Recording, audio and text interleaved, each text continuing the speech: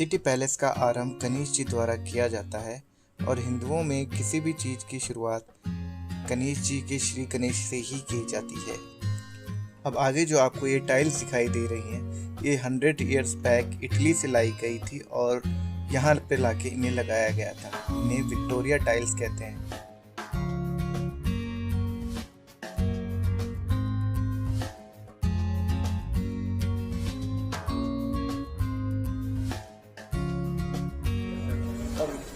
Current मैं जहाँ पे अभी खड़ा हूँ इसे कहते हैं राय आंगन। बताया जाता है कि इसी आंगन पे जो इस महल का पहला फाउंडेशन स्टोन रखा गया था वो यहीं रखा गया था और यहीं पर जो यहाँ के राजा होते थे उनका राज तिलक किया जाता था।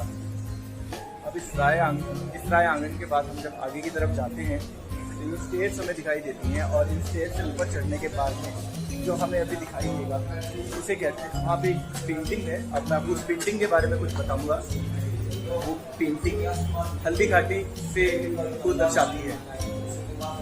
फिर थोड़े ड्यूरेज ज़्यादा है, छटनी हो जाए उसके बाद मैं आपको इस पेंटिंग के बारे में कुछ एक्सप्लेन करके बताऊँगा। अब ये जो पेंटिंग आप मेरे पीछे देख रहे हो ये 1935 में बनी थी और इस पेंटिंग को आप ये मान लीजिए कि जो हल्दी घाटी का युद्ध हुआ था वो दर्शाया गया है इस पेंटिंग के अंदर।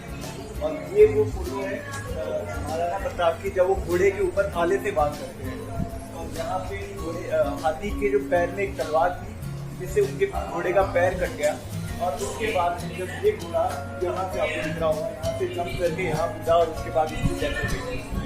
दोस्तों अब ये जो आपको दिखाई दे रहा है ये है महाराणा प्रताप का कवच। इसका टोटल वेट था 35 kg और ये भाला था जो मानसिंह जी के ऊपर इन्होंने मारा था, जो हमने पीछे फोटो देखी थी।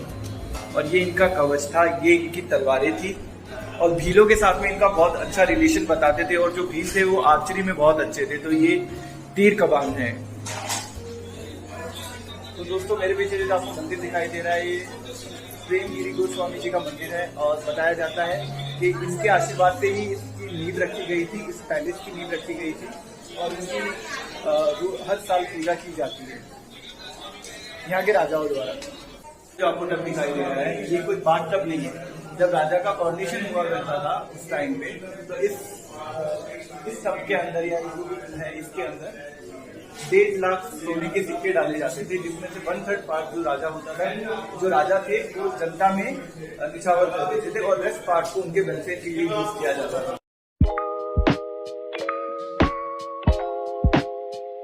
अब हम आ गए हैं बाड़ी महल में। इस पैलेस के अंदर एक और पैलेस है जिसका नाम है बाड़ी महल।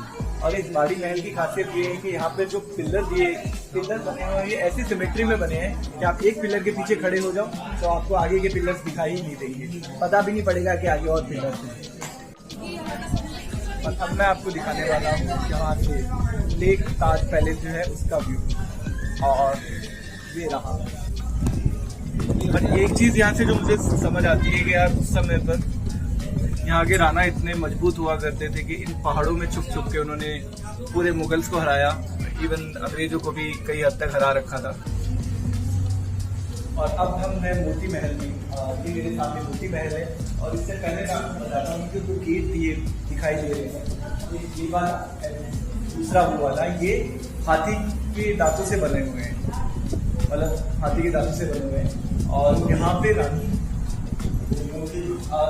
यहाँ पे आके बैठा करती थी। ऊपर जो पंखा आपको दिखाई दे रहा है वो उनके लिए दासियां पंखा हिलाती थी और रानियां उनके बाहर देख सकती थी पर बाहर से उनको कोई नहीं देख सकता था। एक अलग प्रथा थी पर कोई बात नहीं, ऐसा ही था।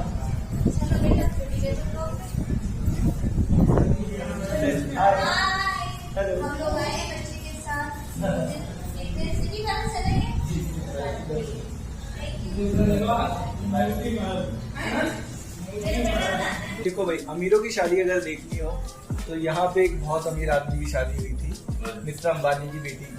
मैं आपको दिखाता हूँ। यहाँ पे ईशा अंबानी का प्री वेडिंग शूट हुआ था और 15 दिन के लिए उन्होंने लिया था। पैसा हो तो बंदा कुछ भी कर सकता है।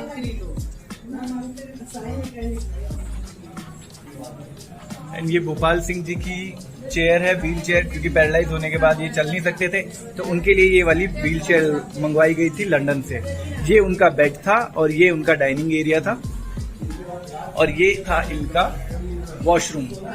ये वाली चेयर भी उनके लिए लंदन से मंगवाई गई थी क्योंकि वो अपंग थे, चल नहीं सकते थे, और ये इनका कंप्लीट वॉशरूम था। और उस समय पर इनके लिए एक लिफ्ट मंगवाई गई थी लंदन से, क्योंकि ये सीढ़ियां नहीं चढ़ उतर सकते थे, तब ये इनके लिए ये लिफ्ट मंगवाई गई थी। ये आज भी वर्किंग कंडीशन में है, पर हमारे लिए ऊपर नहीं है, और ये 2 कॉरिडोर को कनेक्ट करती थी ताकि ये इजीली ऊपर नीचे आ जा सके।